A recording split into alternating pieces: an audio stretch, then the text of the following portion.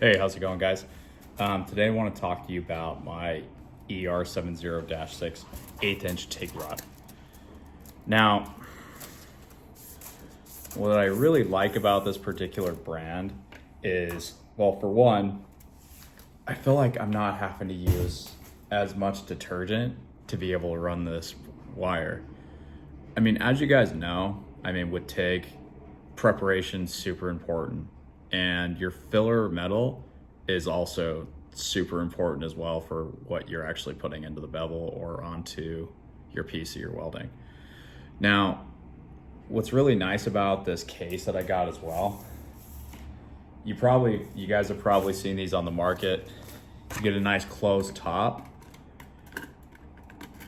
What's super important about storage is you want to be able to keep it in a dry place so you don't get contamination. A lot of the stuff on the market, you get those paper tubes, and unfortunately, because of the storage that you're getting, you have a chance of compromising your filler material. So highly recommend this. Great TIG rod to be able to use when you're welding. Check it out.